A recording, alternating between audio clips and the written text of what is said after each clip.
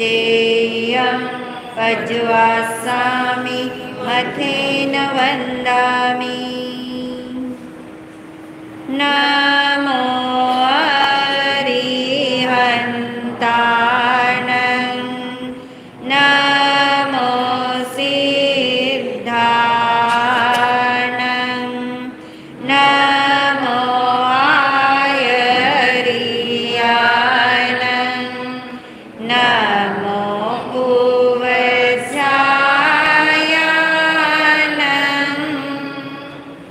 नमो लोये सवसावनं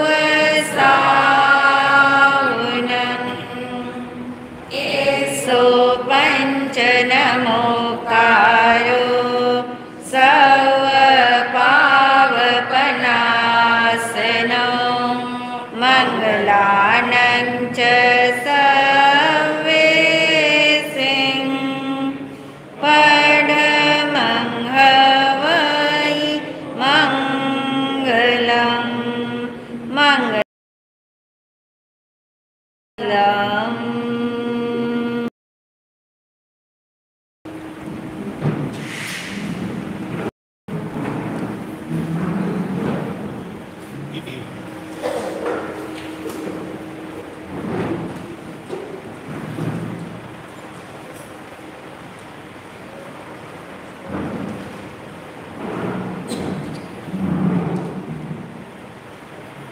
हाथ जोड़े, आंखें बंद।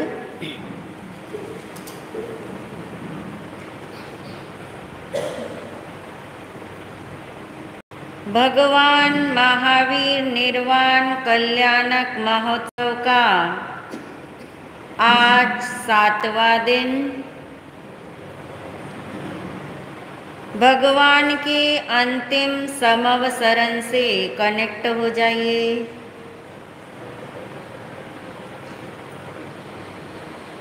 महसूस करिए उस वाणी को श्रवण करने के लिए हम भी भगवान के उस समवसरण में उपस्थित ही है।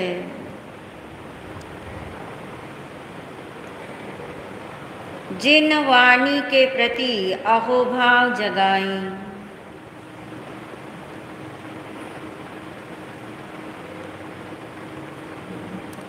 वो दिन धन्य होगा जिस दिन ये जिन वचन मेरे भीतर ऐसे समा जाए कि आत्मदृष्टि खुले और मैं मोक्ष स्वरूपी शुद्ध आत्मा हूँ।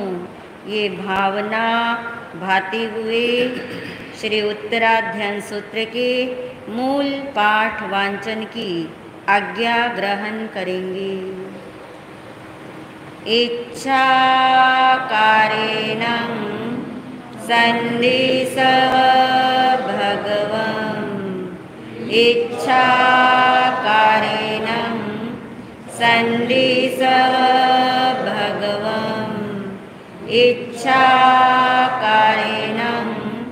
सन्देशः भगवन्।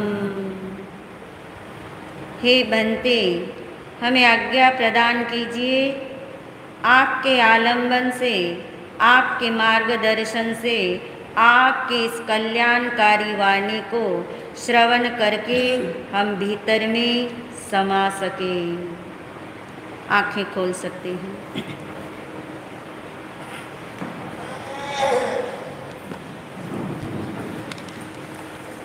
श्री उत्तराध्यान सूत्र का 7वां अध्ययन, पेज नंबर 17। अध्ययन का नाम है एलयम।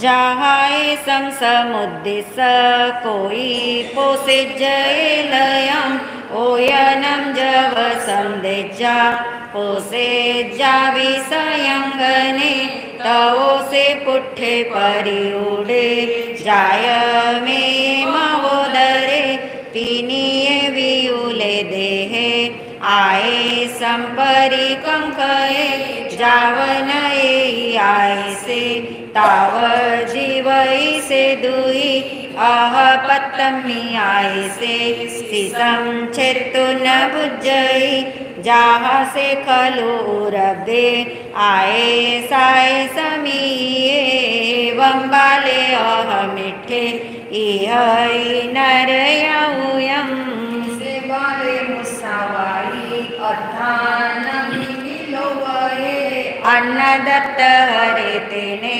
माई कमनो हरे सड़े इति विषय गिद्धेय महारंभ परिगहे बुंजमाने सुरम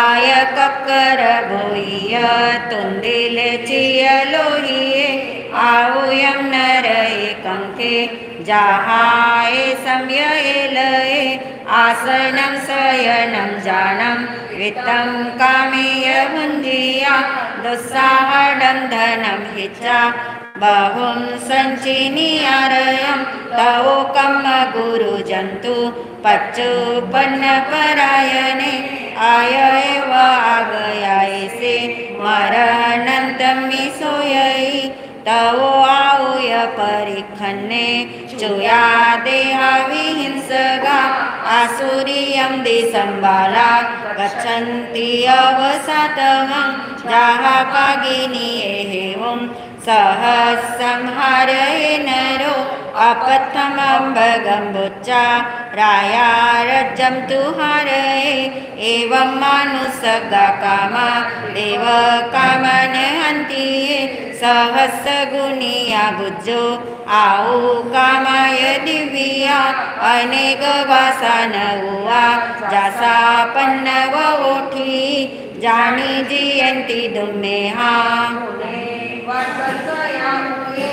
जहाय तिन्निवानिया मूलं घेतून निगया एगो अर्थलहई लाभम एगो मूलेन आगो एगो मूलं पिहारिता आगो तत्वानियो ववहारे उवमायसा एवं धम्मे वियानः मानुसत्तं भवे मूलं लाभो देवगई भवे मूलच्चेन जीवानं नरगतिरिखत्तनं दुवं दुहो गई बालस आवई वह मूलिया देवत्तं मानुसत्तं च जंजिये लोलया सड़े तवो जिये सही होई दोली हम दुगईम गए दुल्लहा तस्स उमगा अध्याय सुचिरा देवी एवं जियं सभ्याये तुलिया बालं च पंडियं मूलियं ते पवेसन्ति मानोसिं जोनिमेन्ति जे वे मायाहिं सिक्खायिं जेन रागी सुवया उवेन्ति मानुसं जोनिं कम सच्चा भूपाणिनो जे सिंतु वियुला सिक्खा मूलियं ते ऐच्छिया शीलवन्ता सविशेषा आदीना जन्ति देवयम् एवमदीनवं भिक्खु आगारिं वियानिया कहन्नु जिच्च मे लिखं जिच्च मनो न संविदे जाहकु सज्ञे उदगं समुद्देन समन्मिने एवं मानुसग्गा कामा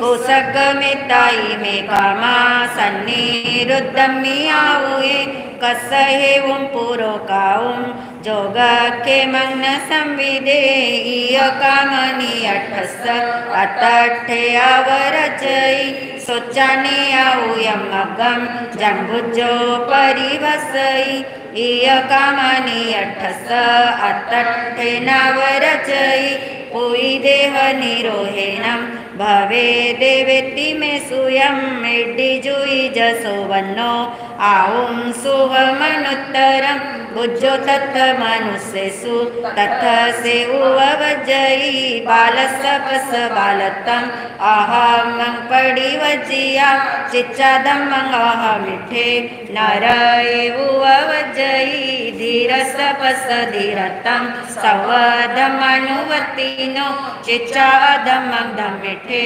देवेसु उवजई तुलियान बालभावं अबालं चैव पंडिये चैवुन बालभावं अबालं सेवये मुनि दिव्येनि।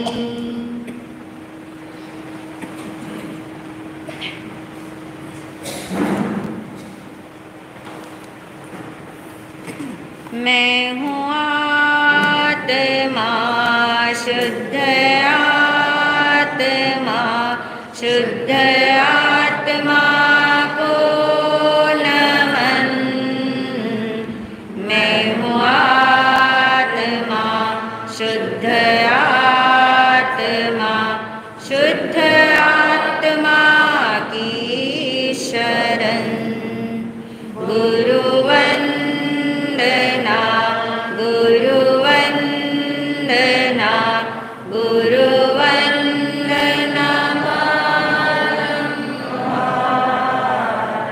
गुरुवंदना गुरुवंदना गुरुवंदना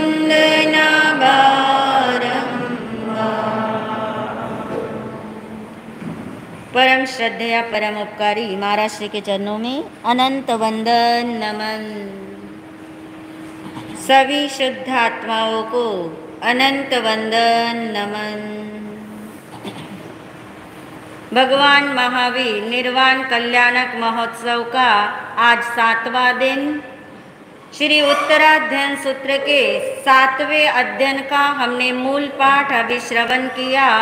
अब हम उसका विवेचन जानेंगे, उसका नाम श्रवण करेंगे। उससे पहले पीछे के 6 अध्ययन के नाम दोहरा लेंगे। पहला अध्ययन था विनय श्रुत, दूसरा परिशव प्रविभक्ति, तीसरा चतुरंगीय, चौथा असंस्कृत जीवन, 5वां अकाम मरण और छठा था क्षुल्लक निर्ग्रंथ। आज है 7वां अध्ययन जिसका नाम है एलयम। क्या नाम है? एलयम। मीनिंग है इसका एलक। एलयम नहीं याद रहे तो एलक याद रख सकते हैं। एलक नाम का ये 7वां अध्ययन भगवान ने बताया और इसका मीनिंग जब आप सुनेंगे तो आपको लगेगा ये क्या अध्ययन का नाम हुआ।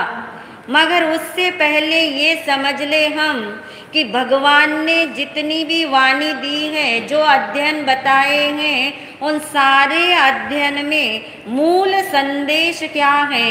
अपनी ओर आने का, आत्मा को जानने का, मैं कौन हूँ ये पहचानने का, मेरा असली ठिकाना क्या है ये समझ आने का, और जिसको हम अपना मान रहे हैं वो अपना नहीं है ये समझ में आने के लिए सारी जिनवानी का ये संदेश है। और इसलिए विशेष रूप से इस उत्तराध्ययन सूत्र के अंदर भगवान ने 4 तरीके से बातें समझाई है जिसे अनुयोग कहते हैं। 4 अनुयोग होते हैं।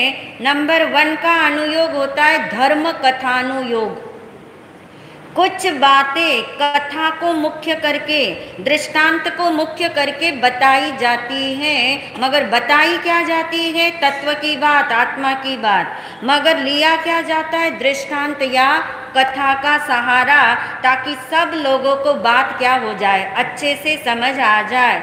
कुछ बातें बताई जाती हैं गणितानुयोग, यानी जिसका दूसरा नाम कर्णानुयोग भी है, जिसमें ये बताया जाता है कर्म क्या है, सिद्धांत क्या चीज होती है, भेद और प्रकार क्या है, गुणस्थान क्या है, उसके माध्यम से बताई तो क्या जाती है, आत्मा की ही बात। तीसरा अनुयोग बताया जाता है जिसमें व्रत, नियम, संयम, तप आदि की बातें हैं, जिसका नाम है चरितानुयोग। चारित्र संबंधित बातों को मुख्य करके बताया तो क्या जा रहा है, आत्मा की बात। और चौथा अनुयोग होता है द्रव्यानुयोग, जिसमें मुख्य रूप से भी किसकी बात है, आत्मा की ही बात बताई जाती है। तो पूरे उत्तराध्ययन सूत्र के 36 अध्ययन में इन चार के माध्यम से कभी भगवान ने कथा का लिया सहारा, कभी दृष्टांत या उपमा लिया, कभी तत्व की बात सीधी बता दी, कभी व्रत, नियम, संयम की प्रमुखता बता दी, और कभी जीवन के अंदर कर्म आदि के सिद्धांत को प्रमुख करा के बताई तो क्या है, आत्मा की बात ही बताई है। तो ये जो एलकम नाम का ये जो 7वां अध्ययन है, एलयम का मतलब है, एलक का मतलब है बकरी का बच्चा। किसको बोला एलक, बकरी का बच्चा। यानी उसके माध्यम से उसके दृष्टांत बना के भगवान ने इस अध्ययन में 5 दृष्टांत बताए हैं। पसंद है ना आपको तो दृष्टांत, आप इंतजार कर रहे होते महाराज जी कब दृष्टांत या कब कथा के माध्यम से बताए। तो आज 5 दृष्टांत आपको सुनने को मिलेंगे जो भगवान के मुख से निकले हुए, मगर वो दृष्टांत आपको कहाँ ले जा रहे हैं वो मत आप भूलना, क्योंकि दृष्टांत में नहीं खोना। दृष्टांत उसे कहते जो दृष्टा की तरफ आपको क्या कर दे, लौटा दे। दृष्टांत का मतलब ही है दृष्टा यानी मैं स्वयं। अंत कहते निर्णय, जो आत्मा का निर्णय कराने के लिए दृष्टांत होते हैं, समझने के लिए दृष्टांत होते हैं, और इस दृष्टांत के माध्यम से हम लौटते कहाँ हैं, अपनी तरफ लौटते हैं। तो 5 दृष्टांत इसके अंदर हैं, जिसमें पहला दृष्टांत के नाम से ये अध्ययन का नाम है। यानी पहला दृष्टांत मेमने के नाम से है। ये बकरी के बच्चे को क्या कहते हैं, मेमना भी कहते हैं। पहला दृष्टांत बकरी के बच्चे यानी एलयम के नाम से है। दूसरा दृष्टांत भगवान ने काकिनी के नाम से समझाया, क्या होता है काकिनी वो जानेंगे। तीसरा दृष्टांत का नाम है आम्र भोजी राजा। चौथे दृष्टांत का नाम है समुंदर और ओस बिंदु, उपमा है। 5वें दृष्टांत का नाम है वनिक पुत्र। 5 चीजें भगवान यहाँ बताएंगे जिससे हमें ये समझ आएगा क्या जानने योग्य है, क्या छोड़ने योग्य हैं, क्या उपादेय यानी ग्रहण करने योग्य हैं, क्या मेरे लिए श्रेय यानी कल्याणकारी हैं, क्या मेरे लिए प्रेय यानी प्रियकारी हैं, कौन से मार्ग पे चलने जैसा है, किसे मैंने अपना मान रखा है। ये सारी बातें इन 5 दृष्टांत के माध्यम से भगवान ने बताई हैं। तो चले पहले दृष्टांत की तरफ, जिसका नाम एलक है यानी मेमना यानी बकरी का बच्चा है। इससे क्या संदेश मिलने वाला है उस तरफ आप ज्यादा फोकस करेंगे तो आपको दृष्टांत भी समझ आएगा और संदेश भी समझ आ ही जाएगा। एक व्यक्ति ने अपने घर में गाय को भी पालन किया है, पाल रखा है, और बकरी को भी पाल रखा है। एक गाय का बछड़ा भी है और एक बकरी का बच्चा भी है। दोनों बिल्कुल आमने सामने रहते हैं। रोज रोज गाय का बछड़ा एक नज़ारा देखता है, एक चित्र देखता है, वो कंपेयर करता है अपने साथ और बकरी के बच्चे के साथ। वो देखता है हमारा मालिक जो है रोज रोज ऐसा काम करता है कि हमें तो कौन सी घास खिलाता है, रूखी सूखी लूखी सूखी हुई घास खिलाता है, और इस मेमने को और इसकी बकरी को दोनों को क्या करता है, अच्छा अच्छा घास खिलाता है, हरा घास खिलाता है, अच्छा अनाज देता है। हमें ऐसा नहीं देता। और रोज रोज देख करके एक दिन बछड़े ने अपनी माँ से शिकायत करी, यानी किससे, गाय से शिकायत करी कि देखो आप भी मालिक को दूध देती हो और ये बकरी भी दूध देती है, मगर ये मालिक इतना पक्षपात क्यों करता है, हमें सूखा घास देता है, उसे हरा घास देता है, और एक दिन नहीं, 2 दिन नहीं, रोज रोज मैं यही देखता हूँ। और गाय माता कहती है, हे बच्चे, तू वर्तमान को देख रहा है इसलिए दुखी हो रहा है, मैं तो क्या देख पा रही हूँ, भविष्य।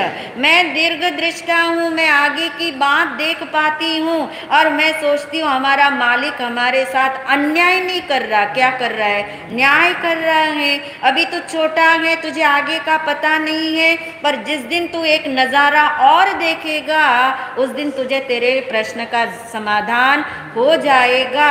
और बछड़ा चुप हो जाता, मगर उसे ये चीज़ अच्छी नहीं लगती थी। और एक दिन वो आ गया, घर में मेहमान आ गए, मालिक के घर में मेहमान आ गए, और भोजन के लिए जब देखा गया कि जिस मेमने को रिष्ट पुष्ट बनाया गया था, सरस आहार पानी दिया गया था, लुखा सूखा बिल्कुल नहीं दिया गया था, उस रिष्ट पृष्ठ ऐसे मेमने के गर्दन पे छुरी चलते हुए किसने देख लिया, उस बछड़े ने देख लिया तो चिल्लाया, मेमना भी चिल्ला रहा है, बछड़ा भी चिल्ला रहा है, कांप रहा है, बचाओ बोलता है, मगर कौन बचाएगा उसे। और ये नज़ारा देख करके उसे माँ की बात याद आ गई। क्या थी माँ की बात, तू वर्तमान को देखता है, दुखी हो रहा है, तू इसके भविष्य को देखेगा तो तू कभी भी नहीं चाहेगा कि मालिक हमारे साथ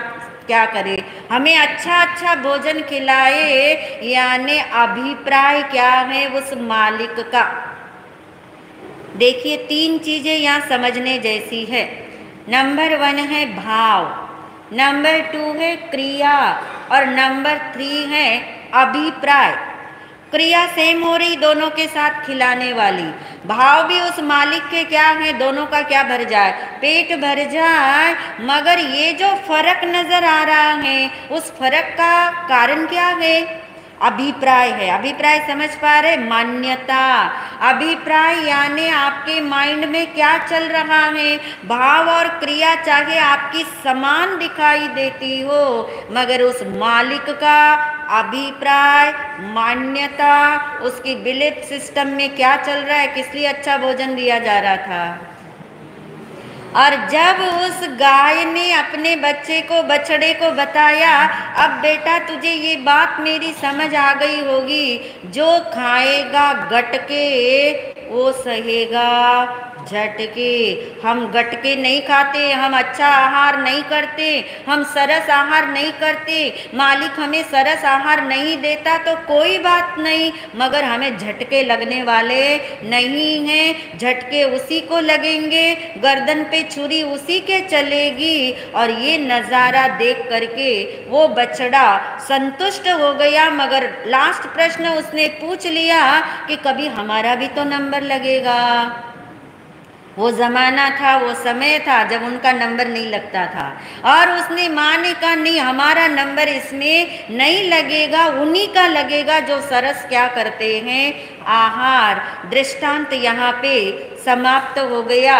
अब संदेश क्या मिल रहा है, हमें अपनी तरफ आके संदेश लेना है। भगवान ने हमारे लिए ये दृष्टांत सुनाया है, बकरी के बच्चे को बोध देने के लिए दृष्टांत नहीं है, दृष्टांत दृष्टा की तरफ आने के लिए है। उस प्रतीक से हमें प्रतीति क्या हो रही है ये समझने जैसा है। और आपको समझ ही आ गया होगा, यदि सारी जिंदगी कोई व्यक्ति अपने 5 इंद्रियों के विषयों का पोषण सरस सरस चीजों से करता है, तो जो खाएगा गटके वो सहेगा झटके। कौन से झटके है ये,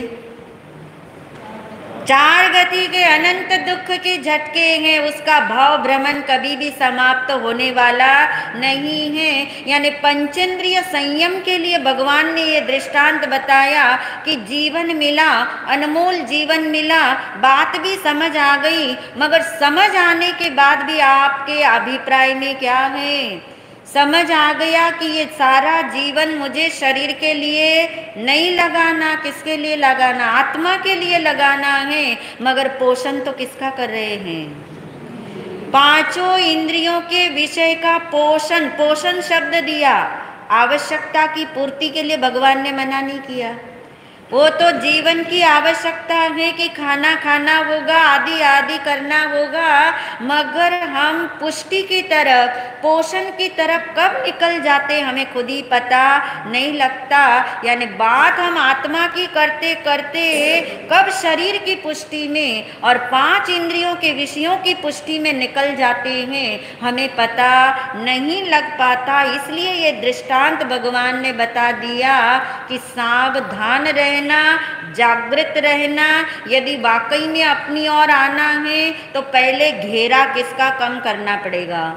पांच इंद्रियों के विषयों में 24/7 इसी को पुष्ट करने में लगे हैं। यानी आहार में ही नहीं, सिर्फ पांचों इंद्रियों के विषयों को पुष्ट कर रहे हैं। इसलिए ये दृष्टांत के माध्यम से भगवान ने अपनी ओर आने की बात की। दूसरा दृष्टांत जिसका नाम है काकिनी। उस जमाने में काकिनी कहा जाता था, आज के हिसाब से समझ लीजिए एक पैसा, एक पाई। काकिनी यानी एक पैसा। इस दृष्टांत के अंदर भगवान बताना ये चाहेंगे कि अल्प मूल्य के पीछे बहुमूल्य को नहीं गंवाना। कौन है अल्प मूल्य और कौन है बहुमूल्य? लगती है आत्मा बहुमूल्य। जो बहुमूल्य है वो हमें बहुमूल्य लगा कि नहीं लगा उसकी भी चेकिंग है। और अल्प मूल्य का मतलब, अल्प मूल्य क्या है? भोग है, पांच इंद्रियों के विषय हैं, बाहर बहता हुआ ये जीवन है। जिस अल्प मूल्य के अंदर हम बहुमूल्य को क्या करते हैं? खो देते हैं। तीन मित्र हैं और तीनों मित्र धन कमाने के लिए परदेश जाते हैं और लौट रहे हैं हजार हजार स्वर्ण मुद्रा लेकर के। यानी इतना धन लेके तीनों मित्र लौट रहे हैं, सारी पूंजी उन्होंने संभाल के रख ली। थोड़ी सी काकिनी यानी थोड़े से पैसे बाहर रख लिए ताकि जहाँ कहीं रुकेंगे और आहार पानी के लिए देना पड़ेगा, तो वो काकिनियाँ कुछ रख ली। और एक जगह जब ठहरे हैं और मिठाई के दुकान से मिठाई उन्होंने ली है, अपना भोजन करके आगे के पड़ाव पे चले गए। रात में सोने की बात आई, हिसाब मिलाने लगे। दो मित्रों का हिसाब बराबर मिल गया और एक मित्र का हिसाब में एक काकिनी की क्या आती है? कमी। यानी एक पैसे का हिसाब उसका मिलता नहीं है। और उसने ये सोच लिया, रिकॉल कर लिया अपने माइंड में कि मैंने जो काकिनियाँ दी थी हलवाई को, उसने जो मुझे रिटर्न किया है उसमें एक पैसे की क्या है? कमी है। अब उसको तो नींद नहीं आ रही। उसने अपने मित्रों को जगा के कहा कि मैं तो सवेरा होते ही पीछे लौटूंगा और अपनी वो एक काकिनी लेकर के आऊंगा। मित्रों ने समझाया, अरे इतनी स्वर्ण मुद्राएं तेरे पास हैं, एक काकिनी की क्या बिसात है? चली गई तो जाने दे। उसने कहा नहीं, मैंने तो धन बहुत मेहनत से कमाया है। दोनों मित्रों ने कहा हम तो तेरा साथ नहीं देंगे, हम तो आगे निकल जाएंगे। उसने कहा कोई बात नहीं। और जैसे अब ये अकेला हुआ, इसे लगा इतना धन लेकर के मैं पीछे कैसे लौटूंगा। ऐसे करता हूँ, अभी तो कोई उठा नहीं है, आसपास जंगल में कोई दिखाई दे नहीं रहा, पेड़ पे चढ़ के भी देख लिया, दूर दूर तक उसे कोई दिखाई नहीं दिया, तो पेड़ के नीचे गड्ढा खोद करके उसने जो अपनी सारी पूंजी थी वो उसमें दबा दी और ऊपर एक निशान उसने लगा दिया, क्योंकि पेड़ तो बहुत हैं, तो निशान उसने लगा दिया और भागता हुआ जा रहा है काकिनी लेने के लिए। मगर हमें लगता ऐसा है कि कोई मुझे नहीं देख रहा, मगर किसी ने दूर से उसे देख लिया था। उसके जाने की देर थी कि उसने उसका सारा धनमाल ले लिया और चला गया। इधर वो व्यक्ति हलवाई की दुकान पे पहुंचता है, हिसाब मिलाता है, उसे बताता है कि देख तूने मेरी एक काकिनी दबा के रख ली है, और उसके पास भी हिसाब है हलवाई के पास, उसने भी हिसाब दिखा दिया, मैंने तेरी कोई एक काकिनी भी ली नहीं है। और अब उसे वो एक काकिनी भी कहाँ से मिले, अब उसे भी समझ आ गया हिसाब बराबर था, मगर मेरे दिमाग में हिसाब बराबर नहीं था। अब वो लौटा है दौड़ करके, मगर आप समझ सकते हैं जैसे वो निश्चित ठिकाने पे पहुंचा और वहां पे तो गड्ढा क्या है, खुदा हुआ है, धनमाल नहीं है। सोचो क्या हाल हो रहा होगा उसका। एक अनुभव करके देखो उसके हाल का, तो आपको समझ आएगा। वो सिर पीट रहा होगा कि अरे मैंने एक काकिनी के पीछे बहुमूल्य खजाना धन व्यर्थ कर दिया, मैंने खो दिया, मैंने मित्रों की बात नहीं मानी। और आपको मैसेज मिल गया, क्या मिला? बहुमूल्य। कौन है बहुमूल्य? ये निज शुद्ध आत्मा बहुमूल्य है। और एक काकिनी थी उसकी, तो हमारी कितनी काकिनियां हैं? कितनी हैं? एक नहीं है आपकी, इतनी काकिनियां हैं कि पूरा की पूरा जीवन आपका कहाँ चला जाता है उसी काकिनियों का हिसाब मिलाने में। यानी उस अल्प मूल्य के पीछे बहुमूल्य जीवन भी खो जाता है। वो जीव यानी आत्मा की महिमा भी आ नहीं पाती है। यानी हमें इस जीवन के अंदर इस आत्मा को, इस बहुमूल्य आत्मा को हमने किस में लगा रखा है? शरीर में ही लगा रखा है। जीवन का मतलब क्या है? ये शरीर है तो जीवन है, शरीर है तो धन है, शरीर है तो आपके रिश्तेदार हैं। यानी अनादि अनंत काल से भगवान कहते हैं इस आत्मा को तूने किसके पीछे लगाया? शरीर के पीछे, यानी अल्प मूल्य के पीछे लगाया। किसको लगाया? आत्मा की अनंत शक्ति को लगाया, आत्मा के अनंत ज्ञान को लगाया, आत्मा के अनंत सुख को लगाया। पर में ही क्या ढूंढा? सुख भी पर में ढूंढा, ज्ञान भी पर में ढूंढा, शक्ति भी पर में लगा दी, और समझ भी किस में लगा दी?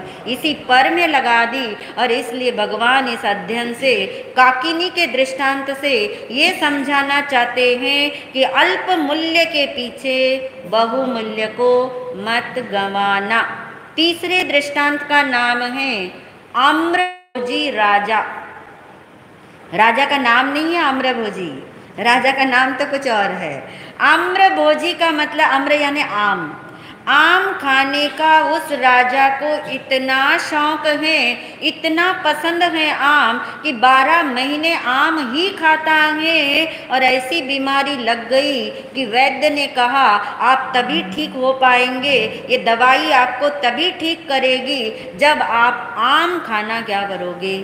छोड़ोगे। अब मरता क्या नहीं करता? आम खाना छोड़ना है तो राजा ने ऐलान करा दिया, मेरे नगर में, मेरे नगर के बाहर में कोई भी आम का पेड़ नहीं रहेगा, मेरे प्रजा के अंदर कोई भी व्यक्ति आम नहीं खाएगा। क्यों? क्योंकि वो खाएंगे तो राजा का मन करेगा, आम के पेड़ को देखेगा तो उसे संयम नहीं रह पाएगा। इसलिए उसने ऐसा ऐलान करा दिया ताकि वो अपने पथ्य का क्या कर सके? पालन कर सके। राजा था, जैसा चाहता था वैसा हो गया। प्रजा ने भी मान्य कर दिया कि कोई भी क्या नहीं खाएगा? आम नहीं खाएगा। सारे आम के पेड़ कटवा दिए गए। राजा की बीमारी क्या हो गई? ठीक हो गई। ठीक हो गई राजा की बीमारी। बीमारी, आम को भी वो भूल गया। कभी कभी याद आती है मगर पेड़ ही नहीं है, आम ही नहीं है, तो कहाँ से खाएगा। एक दिन ऐसा हुआ कि राजा और मंत्री, संदेश याद रखना, कथा में मत उलझना, संदेश आपसे पूछूंगी।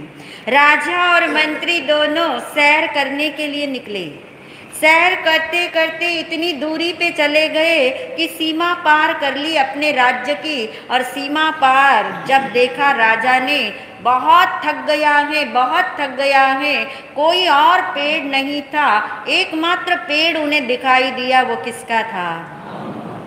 मंत्री ने कहा, नहीं राजन, अपन यहाँ विश्राम नहीं करेंगे, क्योंकि मंत्री जानता है और भगवान तो जानती ही है कि ये वृत्तियां अनादिकाल की अंदर में हैं। हम कहते मैंने नियम ले लिया, संयम ले लिया, मर्यादा ले ली, मुझे अब वो खाने की इच्छा नहीं होती, उस तरफ जाने की इच्छा नहीं होती, मगर वृत्तियां ऐसी जन्म जन्म की हैं, निमित्त पाकर के क्या होती है, उभर आती है। किसी के प्रभाव में आकर के आपको जो नहीं करना वो भी आप कर लेते हैं। कितना आपने पक्का सोचा था जिंदगी में ये काम नहीं करेंगे, आपने समझ पूर्वक सोचा था, मगर किसी व्यक्ति ने आपको उस बारे में इतना प्रभावित कर दिया। क्यों हो जाते प्रभावित? क्योंकि निर्णय अपना ही क्या है, कच्चा है। इसलिए भगवान ने बहुत सुंदर बात बोली, असद निमित्तों से बच के रहना। असद निमित्त यानी जो निमित्त आपके कुसंस्कारों को जगाते हो, जिन निमित्तों के पास बैठने से, जिनके साथ बातें करने से, जिनके संगति में रहने से आपके अंदर के कुसंस्कार जागते हो, तो भगवान ने कहा ऐसे निमित्तों से क्या रहो, दूर रहो। वही मंत्री चाह रहा था, बड़ी मुश्किल से तबीयत ठीक हुई है राजा की।